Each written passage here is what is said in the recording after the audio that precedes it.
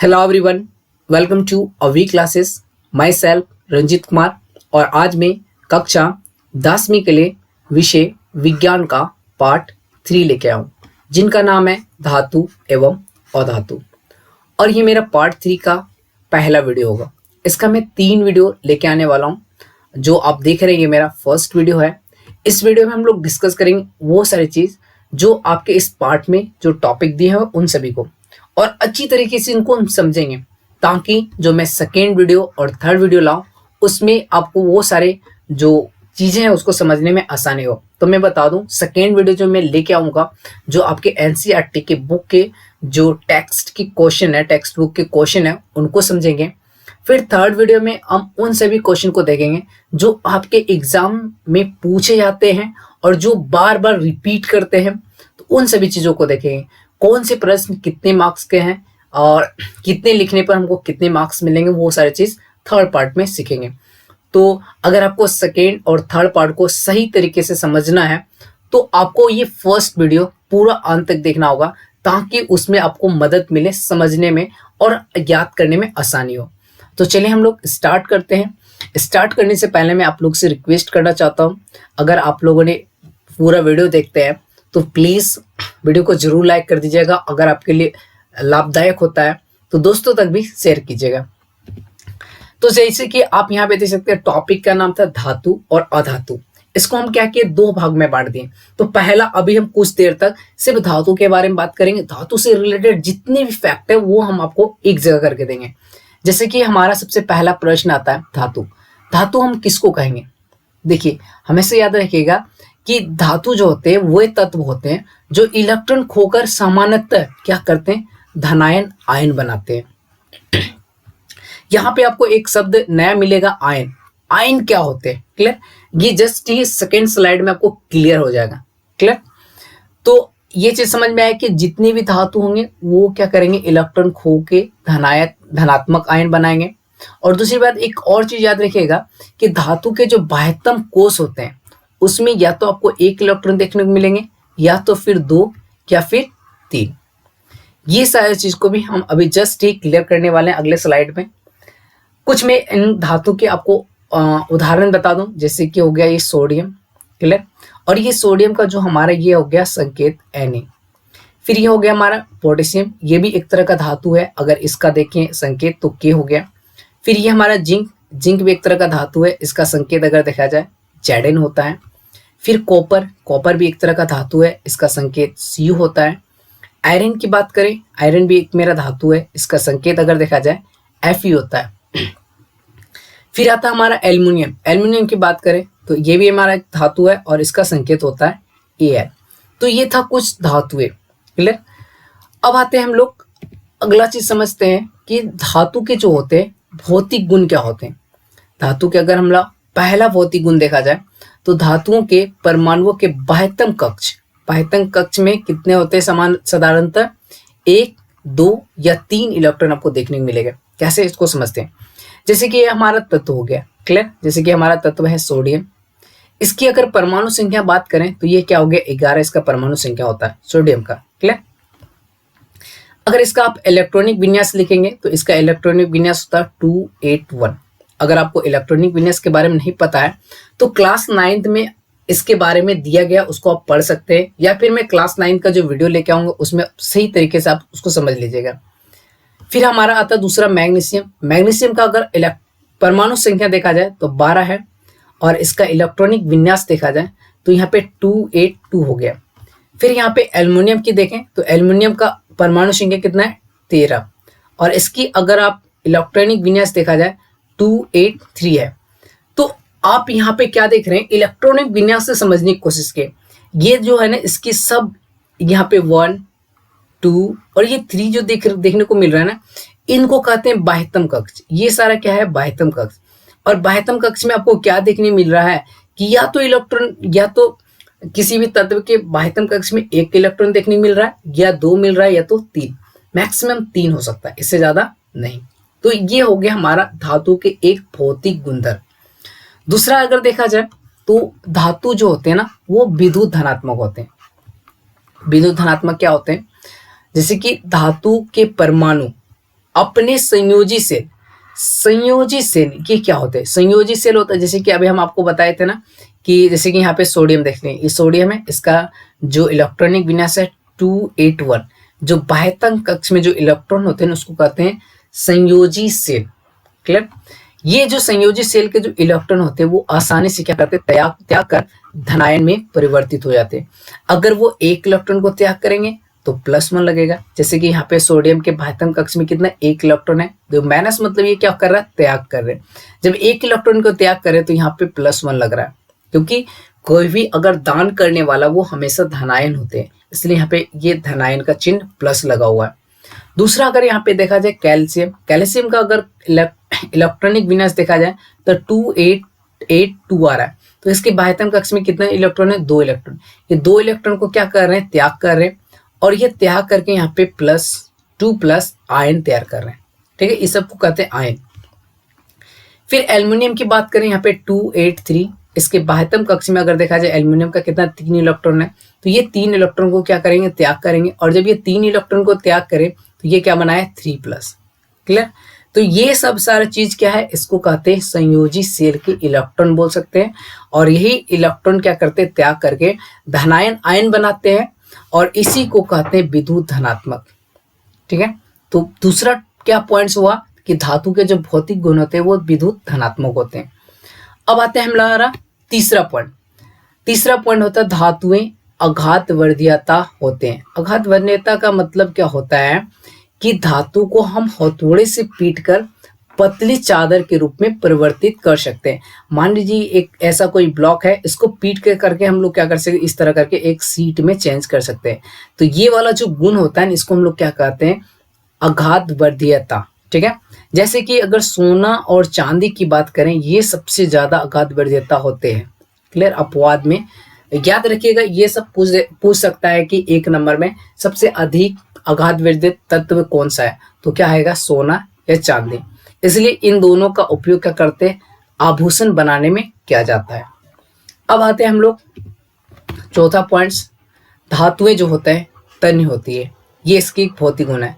तन्य का मतलब होता है किसी भी धातु को खींचकर पतली तार बनाया जा सकता है, उसको क्या कहते हैं, तन्यता बोलते हैं या तन्य बोल सकते हैं। जैसे कि मान लें कि सोना और चांदी की बात करें, ये सबसे ज्यादा तन्य धातुएं हैं। अगर सोने की बात करें, अगर आप 1 ग्राम सोना लेंगे तो उससे लगभग आप कितना 2 किलोमीटर लंबा तार खींच सकते हैं। और अगर 100 ग्राम चांदी की बात करें तो उससे 200 मीटर लंबा तार खींच सकते हैं। और एक चीज याद रखिएगा, सभी जो धातु होते हैं वो एक समान रूप से तन्य नहीं होते। इट मीन्स सभी धातु समान रूप से लंबाई नहीं होती। जैसे कि देख सकते हैं यहाँ पे 1 ग्राम सोना से 2 किलोमीटर लंबा तार खींचा गया, इट मीन्स हमारे बाल के इतना पतला। जबकि यहाँ पे 100 ग्राम चांदी से 200 मीटर ही लंबा खींचा गया, तो उस दोनों का क्या कर रहे हैं कि तन्यता समान है क्या, नहीं है। तो इस चीज को पॉइंट को याद रखिएगा। अब आता है हमारा 5वां पॉइंट कि धातु जो होता है उसका द्रव्यमान और क्वथनांक क्या होते हैं, उच्च होते हैं। अगर आप धातु को पिघलाना चाहेंगे तो वो क्या करेंगे, ज्यादा मतलब कि ताप पे वो पिघलेगा। अगर उसको मतलब कि अगर आप उसको जमाना चाहेंगे, क्वथनांक मतलब बोल सकते हैं, अगर बॉयल करना चाहेंगे, उसको उबालना चाहेंगे, तो उसमें भी क्या करना होगा, आपको ज्यादा हीट देना होगा। इट मीन्स धातुओं का द्रव्यमान और क्वथनांक क्या होते हैं, उच्च होते हैं। कुछ अपवाद हैं, और ये अपवाद ही आपके एग्जाम में क्वेश्चन पूछे जाते हैं। जैसे कि सोडियम और पोटेशियम की बात करें, ये कम ताप पर भी क्या करते हैं, उबलने लगते हैं। और गैलियम और सीजियम की बात करें, इसका द्रव्यमान भी कम होता है। मतलब बोल सकते हैं कि इसका बहुत ही कम, मतलब रूम टेम्परेचर भी क्या होगा, ये पिघलने लगेंगे। तो ये इसका गैलियम और सीजियम का होता है, और यहाँ से भी क्वेश्चन आपके एग्जाम में पूछे जाते हैं। नेक्स्ट आता है हमारा कि धातु जो होते हैं, जितने भी धातु है सब वो उष्मा और विद्युत का क्या करते हैं, अच्छे सुचालक होती है। धातु में उष्मा क्या हो गए, अगर मान लीजिए सपोज कोई यहाँ पे आप खाना को इसी चीज में बना रहे हैं, ठीक है, और आपके पास कोई धातु के यहाँ पे एक छड़ है। अगर ये वस्तु यहाँ पे कोई गर्म है, अगर इस जगह अगर आपका गर्म हो रहा है तो यहाँ तक क्या कर होगा, पूरा ये हीट हो सकता है, क्योंकि विद्युत ये क्या, तो उष्मा का सुचालक होता धातु। दूसरी बात, जो वायर वगैरह, अगर मान लीजिए एक वायर है, यहाँ पे अगर आप करंट दिए तो ऑटोमेटिकली यहाँ पे आपको करंट अनुभव होगा। क्लियर? यहाँ पे भी करंट लग सकता है। तो ये क्या होगा, धातु जो होते हैं उष्मा और विद्युत दोनों का सुचालक होते हैं। लेकिन अगर आप बोले सबसे अच्छे कौन होते हैं, सबसे खराब कौन से होते हैं धातु के, अगर सिल्वर की बात करें, सिल्वर जो होता है ऊष्मा और विद्युत का सबसे अच्छा सुचालक होता है। लेकिन अगर सीसा की बात करें, ये ऊष्मा और विद्युत का कम सुचालक होता है, मतलब इससे बहुत कम ही ऊष्मा और विद्युत इससे प्रभावित होते हैं। इसलिए ये शीशा कभी कभी आपको लेड भी बोला जाता है। इस लेड का इस्तेमाल देख सकते हैं ना, हमारे ट्रांसफार्मर में किया जाता है। अब आते हैं हम लोग अगला पॉइंट्स जो धातु के भौतिक गुण पे आधारित है। 7वां नंबर क्या होता है, धातु चमकदार होती है। धातु जो होती है वो शाइनिंग करेंगे, चमकेंगे। इस विशिष्ट चमक को क्या कहते हैं, धात्विक चमक कहते हैं। क्लियर। और कुछ धातुएं जो होते हैं कठोर होती है।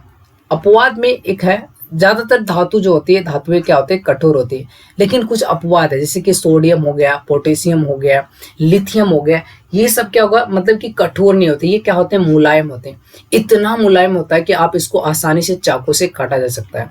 तो ये भी पॉइंट आपके एग्जाम के पॉइंट ऑफ व्यू से बहुत इंपॉर्टेंट है। ये एग्जाम में पूछे जाते हैं, कौन ऐसे धातु है जो कि चाकू से आसानी से काटा जा सकता है, तो आप सोडियम, पोटेशियम, लिथियम कुछ भी लिख सकते हैं। अब आते हैं हम लोग अगले पॉइंट 9 नंबर, क्या बोल रहे हैं, धातुएं सोनोरस ध्वनि उत्पन्न करती है। सोनोरस ध्वनि क्या होता है, जैसे कि आप कोई भी धातु है, किसी ठोस सतह से अगर वो टकराता है तो एक ध्वनि उत्पन्न होता है, आवाज एक आपको देखने मिलेगा जो कि बहुत ही अच्छे ध्वनि होंगे। तो उसको हम लोग क्या करते हैं, सोनोरस ध्वनि करते हैं। जैसे कि आपके स्कूल में जो घंटियां बजती है उसमें क्या करते हैं, एक अच्छे स्वर में वो क्या होता है, ध्वनि उत्पन्न करती है। तो जो धातु, क्योंकि वो धातु के बने रहते हैं इसलिए, और उससे जो ध्वनि उत्पन्न होती है उसी को हम लोग क्या कहते हैं, सोनोरस ध्वनि कहते हैं। अब 10 नंबर आता है हमारा, धातु जो होते हैं कमरे के ताप पे क्या होते हैं, ठोस होते हैं। लेकिन एक अपवाद है मरकरी, जो कि द्रव में पाया जाता है, और यही अपवाद आपकी एग्जाम में ऑब्जेक्टिव प्रश्न बनाते हैं, याद रखिएगा। क्लियर। नेक्स्ट आता है हमारा धातु के रासायनिक गुणधर्म। अभी जितने भी हम लोग 10 बातें बात किए वो था धातु के भौतिक गुणधर्म, और यहाँ पे हम लोग बात करेंगे रासायनिक गुणधर्म। जैसे कि धातु के ऑक्सीजन, धातु जो है ऑक्सीजन से अभिक्रिया करके धातु ऑक्साइड बनाते हैं। अगर मान लीजिए कोई धातु है उसको ऑक्सीजन के साथ आप रिएक्ट करा दें तो वो धातु ऑक्साइड बनाएगा। जैसे कि ये हमारा कॉपर, ये धातु है और ये ऑक्सीजन। धातु क्या किए, जैसे कॉपर ऑक्सीजन ने रिएक्ट करके क्या बनाया, कॉपर ऑक्साइड, इट मीन्स अभिक्रिया करके कॉपर ऑक्साइड बनाए। तो ये हमारा क्या होगा, कॉपर ऑक्साइड एक तरह का धातु ऑक्साइड है। इसी प्रकार से अगर आप एल्युमिनियम की बात करें, एल्युमिनियम को अगर आप ऑक्सीजन के साथ आप अभिक्रिया कराएंगे तो ये क्या बनाएंगे, एल्युमिनियम ऑक्साइड, और इसको हम लोग क्या कहते हैं, धातु ऑक्साइड। तो ये हमारा धातु के रासायनिक गुणधर्म का पहला गुण हो गया। दूसरा क्या है, धातु जो है जल से अभिक्रिया करके धातु ऑक्साइड और हाइड्रोजन गैस भी उत्पन्न करते हैं। इट मीन्स अगर आप धातु को जल के साथ अभिक्रिया कराएंगे, धातु ऑक्साइड तो मिलेगा ही, साथ में हाइड्रोजन गैस भी रिलीज करेंगे।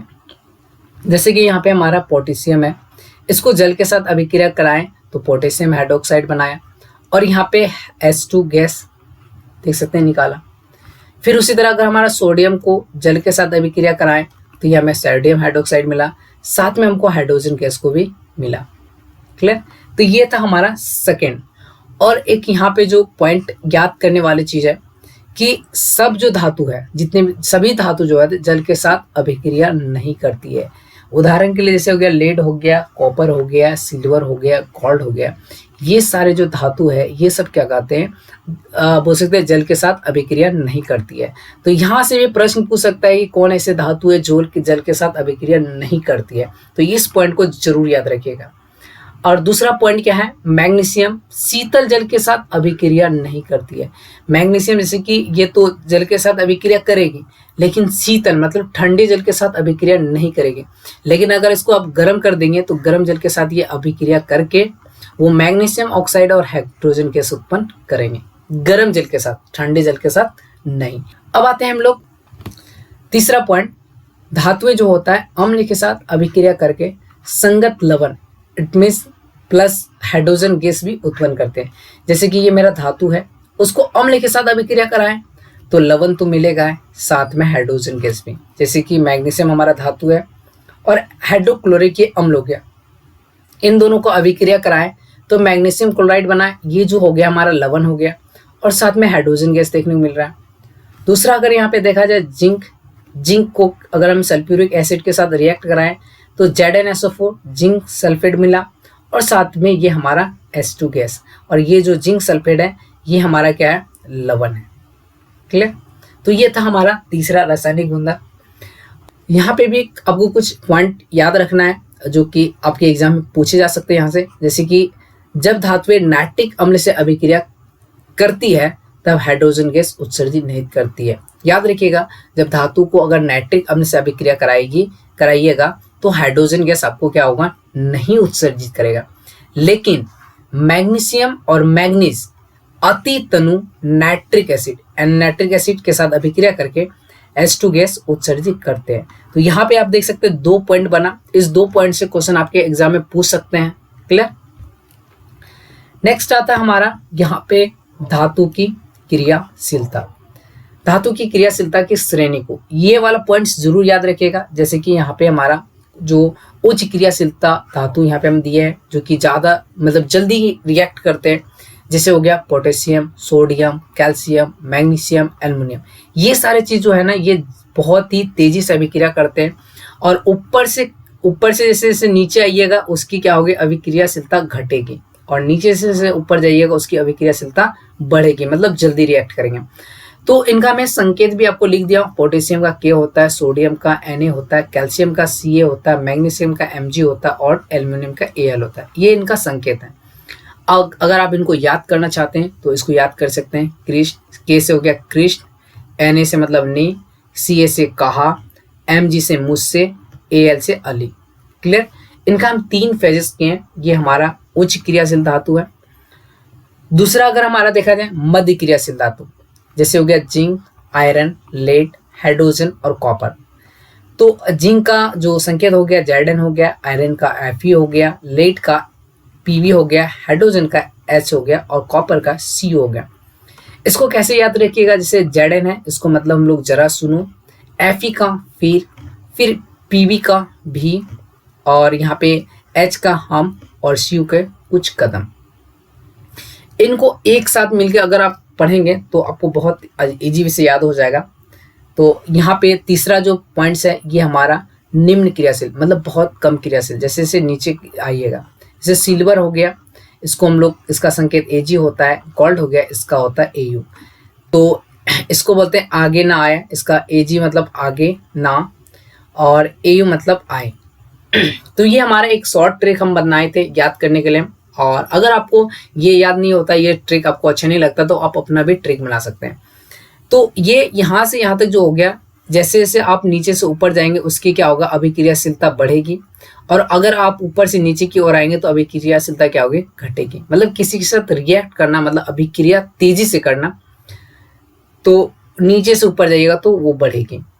तो जैसे कि हम आपको एक साथ इसको याद करना है, ऐसे हम 3 फेजेस हम कर देते हैं, अधिक, मध्य और कम। जैसे कि K को कृष्ण, Na के ने, Ca से कहा, मुझसे अली, जरा, फिर जरा सुनो, फिर भी हम कुछ कदम आगे ना आए। तो ये था हमारा ट्रिक, ताकि ये वाला याद आए और इसका बहुत ही उपयोग होगा, याद रखिएगा, बहुत इंपॉर्टेंट है। क्लियर? और हमेशा याद रखिएगा जो विद्युत अपघटन होता है, ये ऊपर वाला ये जो तत्व है इस बॉक्स के, और कार्बन के उपयोग से अपचेंज होता है, ये वाला मिडिल वाला से होता है, और प्राकृतिक अवस्था में उपस्थित जो होता है ये होता है फ्री, मतलब बोल सकते हैं मुक्त अवस्था में ये सब पाए जाते हैं। अब आते हैं हम लोग नेक्स्ट टॉपिक। अब आता है हमारा अधातु। अधातु क्या होते हैं? वे तत्व जो इलेक्ट्रॉन को लेकर ऋणात्मक आयन बनाते हैं, उसको हम लोग क्या कहते हैं, अधातु। मतलब कि अधातु क्या करेंगे, इलेक्ट्रॉन को लेंगे। धातु की हम बात किए थे, क्या कहते हैं कि वो इलेक्ट्रॉन को त्याग करेंगे। तो जैसे क्या हो गया, कार्बन हो गया, ऑक्सीजन, ये सब जो, इन दोनों को क्या चाहिए, ऑक्सीजन की मतलब कि इलेक्ट्रॉन की आवश्यकता होती है, तो ये हमारा इलेक्ट्रॉन लेंगे। जैसे कि एक क्लोरीन ले लेते हैं। क्लोरीन की बात करें, इसकी जो परमाणु क्रमांक कितना होते हैं, 17 होते हैं। इसका अगर इलेक्ट्रॉनिक विन्यास करेंगे तो 2, 8, 7। इसके बाह्यतम कक्ष में 7 इलेक्ट्रॉन है, ये 7 को त्याग नहीं करेगा, बशर्ते एक इलेक्ट्रॉन को ये लेगा, यहाँ पे 8 पूरा करने के लिए एक इलेक्ट्रॉन को लेगा। जब एक इलेक्ट्रॉन को लेगा तो यहाँ पे Cl क्या होगा, माइनस, यहाँ पे क्या होगा, माइनस आयन बनाएंगे, क्योंकि ये एक इलेक्ट्रॉन को क्या कर रहे हैं, ले रहे हैं। इसलिए इसको हम लोग क्या कहते हैं, अधातु। अधातु के अगर भौतिक गुणधर्म देखें तो ये अधातु ठोस एवं चमकीले नहीं होते। ना तो अधातु आपको ठोस देखने को मिलेंगे, ना ही चमकीले। जैसे कि कोयला, कोयला एक तरह का अधातु है, ना तो आपको वो ठोस दिख रहा है, ना तो वो क्या है, चमकीला है। अगर कोयले को एक बार उसमें हथौड़े को अगर उसमें प्रहार कीजिएगा थोड़े से, तो वो क्या होगा, टूट जाएगा, भंगुर हो जाएगा। दूसरी बात, ये उष्मा एवं विद्युत का क्या होता है, कुचालक होते हैं। लेकिन अपवाद एक है जो विद्युत का सुचालक है, ग्रेफाइट। ग्रेफाइट अधातु होते हुए भी क्या कहते हैं, उष्मा का मतलब विद्युत का एक बहुत अच्छे चालक है। तो ये अपवाद में आता है, बहुत ही इंपॉर्टेंट ये पॉइंट है जो कि आपके एग्जाम में पूछे जा सकते हैं। तीसरा पॉइंट होता है अधातुएं जो होता है तन्य नहीं होते। तन्य मतलब हम आपको बताए थे, खींच के तार के रूप में उसको नहीं परिवर्तित कर सकते हैं। अधातुएं ध्वनिक नहीं होती है, मतलब अधातु को अगर आप किसी ठोस से टकराएगा तो वो किसी प्रकार से अच्छी तरह की कोई ध्वनि उत्पन्न नहीं करेंगे। तो इस प्रकार से अधातु के एक भौतिक गुणधर्म हो गए। और एक पॉइंट याद रखिएगा, अधातु जो होते हैं, जैसे ब्रोमीन को छोड़ के जितने भी ब्रोमीन को छोड़ के या तो ये ठोस होती है या तो गैस में होती है, क्लियर। लेकिन ब्रोमीन एक ऐसा है, ये जो होता है अधातु, ये तरल में पाया जाता है, क्लियर। तो ये कुछ अपवाद थे, इसको आप जरूर याद रखिएगा। नेक्स्ट आता है हमारा अधातु के रासायनिक गुणधर्म। अधातु के क्या रासायनिक गुणधर्म है, जितने भी अधातु है सब ऑक्सीजन के साथ अभिक्रिया करेंगे और अम्लीय ऑक्साइड बनाएंगे। जैसे कि यहाँ पे हमारा कार्बन एक तरह का अधातु है और ये ऑक्सीजन के साथ अभिक्रिया करके कार्बन डाइऑक्साइड बना सकते हैं, और ये कार्बन डाइऑक्साइड जो है एक अम्लीय ऑक्साइड है। उसी तरह यहाँ पे सल्फर ऑक्सीजन से अभिक्रिया करके सल्फर डाइऑक्साइड बनाता है, और ये सल्फर डाइऑक्साइड भी एक तरह का अम्लीय ऑक्साइड है। तो ये हमारा पहला गुण हो गया अधातु के रासायनिक। दूसरा आता है अधातुएं जल के साथ अभिक्रिया नहीं करती है। और तीसरा पॉइंट हो गया अधातुएं क्लोरीन के साथ अभिक्रिया करके सहसंयोजक क्लोराइड बनाते हैं। सहसंयोग क्लोराइड आपको हम ऑलरेडी समझा चुके हैं, जैसे कि यहाँ पे H2 हो गया प्लस Cl2, ये दोनों अब रिएक्ट करेगा और HCl बनाएगा। फिर यहाँ पे फॉस्फोरस को आप क्लोरीन से अभिक्रिया कराइएगा तो यहाँ पे फॉस्फोरस ट्राई क्लोराइड बनाएगा, ये वाला। तो ये था इसका गुण। अब हम लोग समझेंगे इलेक्ट्रॉन बिंदु संरचना, जो कि मोस्ट इंपॉर्टेंट है। यहाँ से क्वेश्चन आपके एग्जाम में पूछे जाते हैं। सबसे पहले समझिए कि इलेक्ट्रॉन बिंदु संरचना होता क्या है। कहता है किसी भी रासायनिक बंधन के बनने में परमाणु के बाह्यतम सेल, जो बाह्यतम सेल या तो बाह्यतम कक्ष के इलेक्ट्रॉन ही भाग लेते हैं। जैसे कि मान लीजिए हम सोडियम की बात करें तो सोडियम का क्या होता है, 11 होता है इसका परमाणु क्रमांक, तो 2 और 8 और 1, तो ये हो गया हमारा बाह्यतम कक्ष। इसको बोल सकते हैं बाह्यतम कक्ष बोल सकते हैं या तो बाह्यतम सेल बोल सकते हैं। तो ये बाह्यतम कक्ष वाला ही इलेक्ट्रॉन क्या करेंगे, मतलब कि वो भाग लेंगे बंधन बनाने में, और इसी को क्या कहते हैं, सहसंयोजी इलेक्ट्रॉन कहलाते हैं। इस इलेक्ट्रॉन को परमाणु के संकेतों के चतुर्दिक बिंदु, मतलब कि इस तरह के बिंदु के द्वारा क्या करते हैं, दर्शाया जाता है। जैसे कि यहाँ पे सोडियम को बोले ना, इसके बाह्यतम कक्ष में 1 इलेक्ट्रॉन होते हैं, इसलिए यहाँ पे 1 बिंदु से दिखाएं। मैग्नीशियम का अगर देखा जाए 2 होते हैं, तो इसलिए 2 बिंदु से। कार्बन का देखा जाए 4 होते हैं, इसलिए 4 पॉइंट से दिखाएं। और ऑक्सीजन के देखें बाह्यतम कक्ष में 6 होते हैं, इसलिए इसको हम लोग क्या कहें, 6 बिंदु से दिखाएं। तो ये था इलेक्ट्रॉन बिंदु संरचना। अब इनमें और एक पॉइंट आता है कि आयनों के इलेक्ट्रॉन बिंदु संरचना दिखाइए। अब आयनों के कैसे बनाएंगे, जैसे कि हमारे यहाँ पे क्लोराइड है, क्लोराइड आयन है, Cl- आएगा, तो इसको हम लोग कैसे दिखाएंगे। तो यहाँ पे देखिए, आपको पता है ये जो क्लोरीन का है इसका होता है 17, इसको हम लोग लिख सकते हैं 2, 8, 7। इसको क्या चाहिए, 1 इलेक्ट्रॉन इसको चाहिए। जब ये 1 इलेक्ट्रॉन ले लेगा तो ये हमारा क्या हो जाएगा, 8 हो जाएगा। इट मीन्स इसका मतलब ये हो जाएगा 2, 8, 8। लेकिन ये 1 इलेक्ट्रॉन लिया ना, तो इट मीन्स यहाँ पे 1 इलेक्ट्रॉन को माइनस करना होगा, -1 करना होगा। तो इसका हमारा जो होगा, क्लोरीन लिखेंगे 1, 2, 3, 4, 5, 6, 7, 8। यहाँ पे 8 इलेक्ट्रॉन है, लेकिन 7 ही इलेक्ट्रॉन होना चाहिए। 1 इलेक्ट्रॉन लिया, इसलिए यहाँ पे इसका साइन क्या होगा, माइनस होगा। यहाँ पे इसलिए यहाँ पे लिखें Cl-। उसी तरह यहाँ पे ऑक्सीजन की बात करें तो ऑक्सीजन का जो होता है इसका होता है हमारा 8 होता है परमाणु क्रमांक। तो इसका क्या होगा 2 और 6, क्योंकि 6 2 कितना हो गया 8। बाह्यतम कक्ष में इसका कितना है 6 है। इसको 8 पूरा करने के लिए कितना चाहिए 2 इलेक्ट्रॉन। ठीक है, यहाँ पे इसको 2 इलेक्ट्रॉन चाहिए, 2 माइनस करेंगे तो यहाँ पे हम लोग इसको क्या लिख सकते हैं O को बाह्यतम कक्ष से 1 2 3 4 5 6 7 8 8 इसको पूरा कर दिए, लेकिन ये 2 इलेक्ट्रॉन लिया है इसलिए यहाँ पे 2 क्या कर देंगे माइनस कर देंगे। इसी तरह सल्फर का इलेक्ट्रॉनिक विन्यास लिखना है, इसको 2 इलेक्ट्रॉन चाहिए तो यहाँ पे S लिखेंगे, इसके 8 ये पूरा करेगा। जब ये 8 पूरा हो जाएगा, ये 2 इलेक्ट्रॉन लेके पूरा किया इसलिए 2 माइनस हो जाएगा। और इसी प्रकार से यहाँ पे अगर 3 देख रहे हैं तो नाइट्रोजन में 3 इलेक्ट्रॉन लेगा। इट मीन्स पहले से इसके पास 5 इलेक्ट्रॉन था, 2 3 4 5 6 7 8 8 पूरा किया, ये 3 इलेक्ट्रॉन को लिया है इसलिए यहाँ पे हम लोग क्या करेंगे 3 माइनस। तो ये वाला जो हम लोग दिखा रहे हैं ये वाला चीज़, इसको हम लोग बोलते हैं आयनों की इलेक्ट्रॉन बिंदु संरचना। और यही चीज़ आपके एग्जाम में एक क्वेश्चन पूछे जाते हैं। कैसे पूछे जाते हैं वो चीज़ को हम अगले पार्ट्स में समझाएंगे, जो सेकेंड वीडियो लेके आएंगे। अब आता है दूसरा, अणु की इलेक्ट्रॉनिक बिंदु संरचना। अणु मतलब यहाँ पे देख सकते हैं समान हो सकता है या अलग हो सकता है, जैसे कि हाइड्रोजन परमाणु है, यहाँ पे 2 परमाणु मिलके एक अणु बनाया तो यहाँ पे H2। ये किस प्रकार से बिंदु संरचना करते हैं तो यहाँ पे देख सकते हैं हाइड्रोजन एक हो गया, दूसरा ये हाइड्रोजन H2 मतलब 2 हाइड्रोजन है। अब एक इसका हो गया इलेक्ट्रॉन और एक इसका हो गया, तो यहाँ पे आप क्या देख रहे हैं दोनों के लिए इसका हाइड्रोजन का एक होता है और इस हाइड्रोजन के लिए भी एक हो गया। Cl2 की बात करें, सॉरी O2 की बात करें, O2 मतलब कि यहाँ पे ऑक्सीजन एक हो गया, दूसरा ऑक्सीजन ये हो गया। अभी जस्ट हम बताए थे ऑक्सीजन के पास जो होता है 8 होता है, इट मीन्स 2 और 6। बाह्यतम कक्ष में इसका कितना 8 इलेक्ट्रॉन होता है।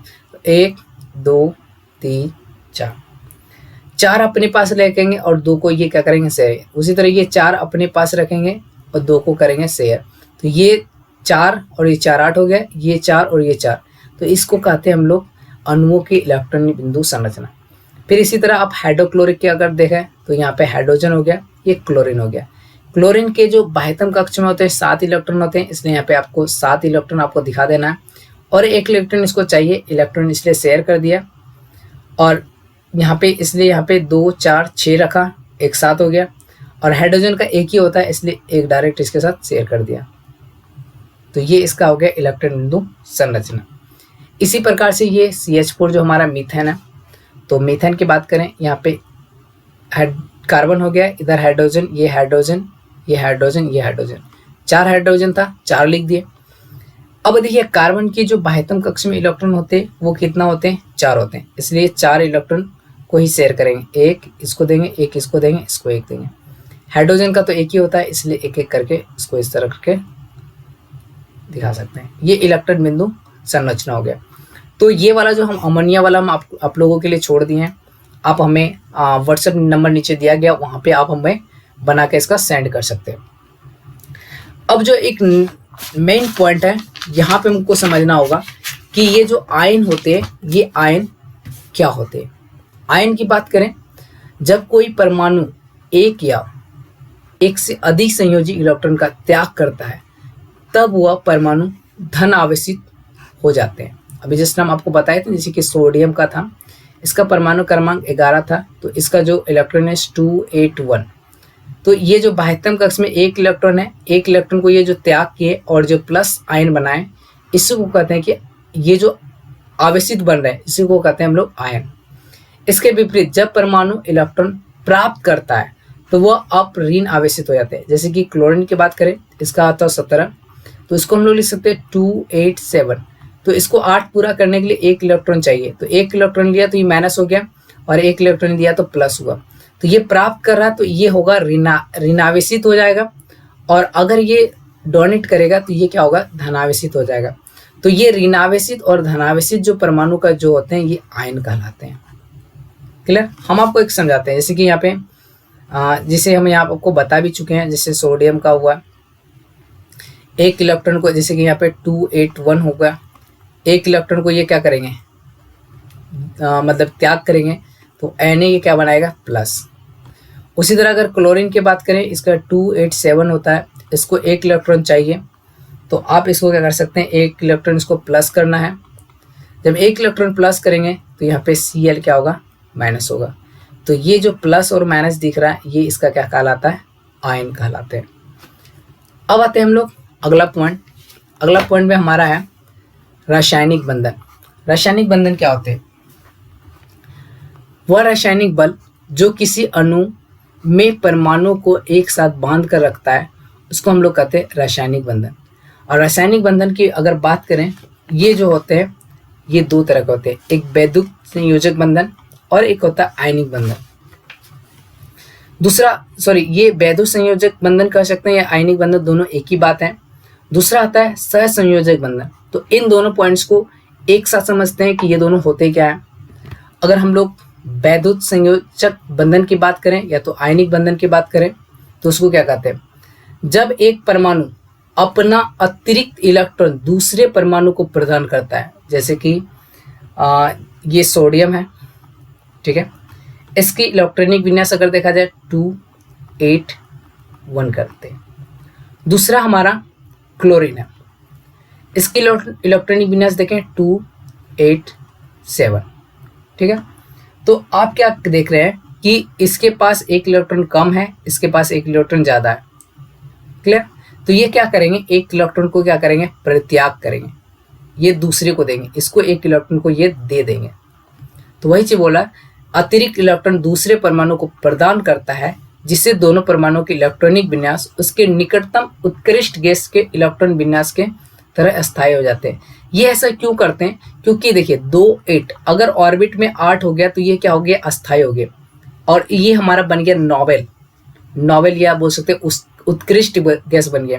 तो ये उत्कृष्ट गैस बनने के लिए क्या करते हैं, एक इलेक्ट्रॉन को ये त्याग कर देंगे और ये एक इलेक्ट्रॉन को ग्रहण कर लेंगे। जब एक इलेक्ट्रॉन को ये त्याग कर देंगे तो 2-8 हो जाएगा, और ये एक इलेक्ट्रॉन को ज्ञात कर लेंगे तो 2-8 हो जाएगा, दोनों में 8 हो जाएगा। अब देखिए इसको कैसे, यहाँ पे हमारा एक इलेक्ट्रॉन इसके पास अधिक है और इसको एक इलेक्ट्रॉन क्या चाहिए, इसके पास 7 था, एक इलेक्ट्रॉन इसको क्या किया, ये दे दिया। जब ये एक इलेक्ट्रॉन ले लिया तो यहाँ पे हम आपको दिखाते हैं, तो ये बनाएगा NaCl, एक इलेक्ट्रॉन को ये ले लिया, 2 4 6 और ये 7 हो गया और ये हो गया 8, ये एक इलेक्ट्रॉन इसको दे के 8 ये बन गया। तो आप इसको ऐसे लिख सकते हैं NaCl-,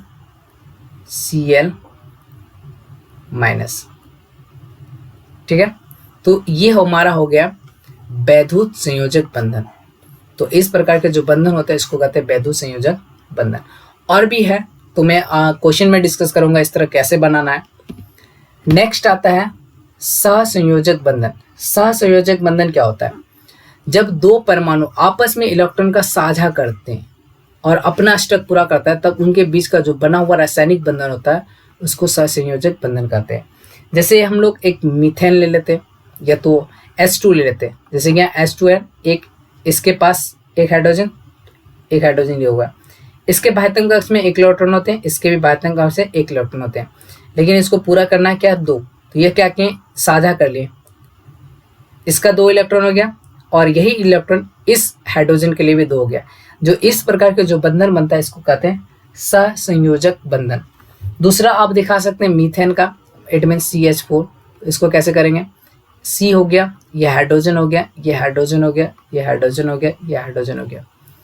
तो कार्बन के बाह्यतम कक्ष में 4 इलेक्ट्रॉन होते हैं, तो ये 4 इलेक्ट्रॉन को क्या करेंगे, साझा करेंगे, इसके साथ एक इलेक्ट्रॉन इस हाइड्रोजन के साथ, तो ये डुएट पूरा किया। फिर ये कार्बन जो है इसके साथ एक इलेक्ट्रॉन के साझा किया, तो ये भी अपना 2 डुएट पूरा किया। फिर ये इसके साथ किया, ये भी डुएट पूरा किया। फिर इस हाइड्रोजन के साथ ये किया, और ये सब चारों मिलके, चारों से ये किया था, इसलिए इसका क्या हो गया, कार्बन का भी क्या हो गया, 8 हो गया, और ये सब 2 हो गया। तो ये सारा जो हो गया इसको बोलते हैं सहसंयोजक बंधन। तो उम्मीद करते हैं कि ये सारी चीज़ आपको समझ में आया। तो अब यहाँ पे और भी टॉपिक है, जैसे हो गया खनिज। खनिज किसको कहते हैं? जैसे पृथ्वी के परत में विद्यमान धातु युक्त ठोस पदार्थ, जैसे हो गया तत्व योगी, उसको हम लोग क्या कहेंगे? खनिज। जैसे हो गया सोडियम क्लोराइड, ये एक तरह का खनिज है। कैल्शियम कार्बोनेट एक तरह का ये खनिज है। दूसरा आता है अयस्क। अयस्क क्या कहते हैं? जिस खनिज में प्रचुर मात्रा में धातु विद्यमान हो तथा जिसे कम खर्च एवं सरलता से धातु प्राप्त किया जा सके, उसको अयस्क कहते हैं। मतलब कि प्रचुर मात्रा में, ज़्यादा मात्रा में है और कम खर्च में भी उसको अगर हम लोग निकाल सकते हैं तो उसको हम लोग क्या कहते हैं? अयस्क। जैसे हो गया ये बॉक्साइट। बॉक्साइट भी एक तरह का हमारा क्या? अयस्क है। तो ये फॉर्मूला भी बहुत इंपॉर्टेंट होता है बॉक्साइट का, इसको भी आप याद कर लीजिएगा। नेक्स्ट आता है हमारा गैंग। गैंग क्या होता है? गैंग्स क्या होता है? पृथ्वी की परत से प्राप्त अयस्क में कई प्रकार के अवांछित पदार्थ, जैसे कि जो हमारे पृथ्वी के अंदर से हम लोग जो अयस्क प्राप्त करते हैं उसके साथ बहुत सारे मतलब अवांछित पदार्थ होंगे, जैसे बालू, कंकड़, उसमें अटका हुआ रहेगा, मिट्टी वगैरह जो मिश्रित होते हैं, उसको हम लोग क्या कहते हैं? गैंग कहते हैं। गैंग्स बोलते हैं, मतलब कि उसे बहुत सारा अवांछित पदार्थ है। तीसरा आता है निष्पातन। निष्पातन क्या होता है? जब धातु को ना उच्च ताप पर वायु की अनुपस्थिति, मतलब वायु की अनुपस्थिति हो या अपर्याप्त पूर्ति हो, मतलब कि कम मात्रा में वायु हो, और उसको अगर हम द्रव्यमाप से कम ताप पे अगर उस धातु को ऑक्साइड में परिवर्तित करते हैं तो वो करने की जो प्रक्रिया होती है उसको हम लोग क्या कहते हैं? निष्पातन कहते हैं। तो ये भी इंपॉर्टेंट, ये सब पॉइंट भी आपके एग्जाम में पूछे जाते हैं। उसके बाद आता है भर्जन। भर्जन में क्या होता है? भर्जन में सल्फाइड अयस्क को वायु की पर्याप्त आपूर्ति में, यहाँ पे वायु की आवश्यकता होती है और इस स्थिति में इसको तीव्रता से गर्म करके क्या करते हैं? धातु ऑक्साइड में परिवर्तित करने की जो प्रक्रिया होता है उसको हम लोग क्या कहते हैं? भर्जन कहते हैं। तो ये था भर्जन का। और उसके बाद गालक क्या होता है? गालक होता है, गालक वो पदार्थ होता है जिसे निस्तापन या भर्जित अयस्क एवं कॉक के साथ मिश्रित करके गर्म किया जाता है। तो ऐसा करने से अयस्क क्या होता है?